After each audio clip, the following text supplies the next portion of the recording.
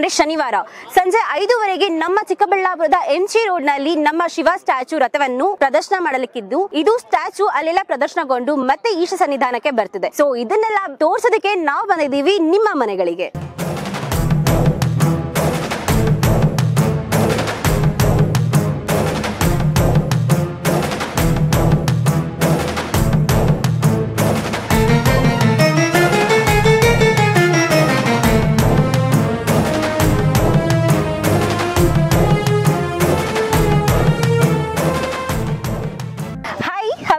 Hello, very well. How are you? Yes, I'm good, thank you. So you are coming for the first time to Isha? Yes.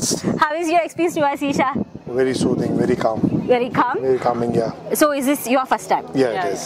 Okay. And what are your experience here? Any exploring things? We just got here. Okay.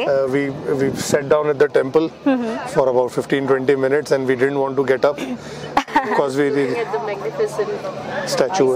Yeah, Okay. The idol is really mesmerizing.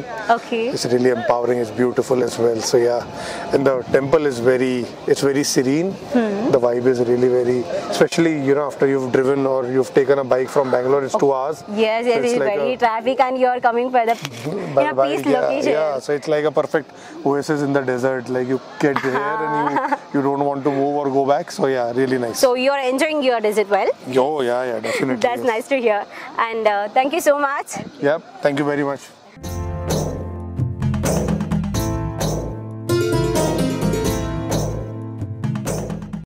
ನಮಸ್ತೆ. ನಾವು ಚಿಕ್ಕಬಳ್ಳಾಪುರದಿಂದ ಬಂದಿರೋದು Suman TV channel ಕಡೆಯಿಂದ. So ನಿಮ್ಮ attire ಎಲ್ಲ ನೋಡ್ತೀರಾ ಉತ್ತರ ಕರ್ನಾಟಕದವರು ಅಂತ ಅಂದ್ಬಿಟ್ಟು ನಮ್ಗೆ ಯಥೇಚ್ಛವಾಗಿ ಗೊತ್ತಾಗ್ತಿದೆ. ಸೊ ನೀವು ಎಲ್ಲಿಂದ ಬಂದಿರೋದು? ನಾವು ಗುಲ್ಬರ್ಗ ಡಿಸ್ಟ್ರಿಕ್ಟ್. ಗುಲ್ಬರ್ಗದಿಂದ. ಸೊ ಗುಲ್ಬರ್ಗದಿಂದ ನಮ್ಮ ಈಶನ್ ನೋಡ್ಲಿಕ್ಕೆ ಬಂದಿದ್ದೀರಾ. ಎಷ್ಟು ದೂರದಿಂದ ಎಷ್ಟು ಡೇಸ್ ಇಂದ ಟ್ರಾವೆಲ್ ಮಾಡ್ಕೊಂಡು ಬಂದ್ರಿ ಅಮ್ಮ ನೀವು? 2 days ಬಂದ್ರಾ ಇವರು? ಓಕೆ. ಸೊ ಫಸ್ಟ್ ಟೈಮ್ ಬರ್ತಾರದಾ ನೀವು ಇಲ್ಲಿಗೆ? ಹೆಂಗ ಅನಿಸ್ತು ನಿಮ್ಗೆ ಶಿವನ್ ನೋಡಿ ಎಲ್ಲಾನು? ನೋಡ್ಬೇಕು ಅಂತ ಅಲ್ಲಿಂದ ಅಷ್ಟು ದೂರದಿಂದ ಬಂದಿದ್ದೀರಿ. ತುಂಬಾ ಬಿಸಿಲಿದೆ ನಿಮ್ ಕಡೆನೂ ಹಿಂಗೆ ಬಿಸಿಲಿರುತ್ತಾ ಹೇಗೆ? ಇದಕ್ಕಿಂತ ಜಾಸ್ತಿ ಇರುತ್ತೆ. ಹಂಗಾದ್ರೆ ನಿಮ್ಗೆ ಬಿಸಿಲು ಏನು ಮ್ಯಾಟ್ರ್ ಆಗೋದಿಲ್ಲ. ಆಕ್ಚುಲಿ ನಾವು ಬಂದು ನಿಮ್ ಉತ್ತರ ಕರ್ನಾಟಕದ ಊಟಕ್ಕಂತೂ ನಾವು ತುಂಬಾ ಅಭಿಮಾನಿ. ಜೋಳದ ರೊಟ್ಟಿ ಇರ್ಬೋದು, ಕುಚ್ಚಲ್ ಚಟ್ನಿ ಇರ್ಬೋದು, ಮತ್ತೆ ಬದನೆಕಾಯಿ ಪಲ್ಯ ಇರ್ಬೋದು, ಅದಕ್ಕೆಲ್ಲ ತುಂಬಾ ಫ್ಯಾನ್ಸು.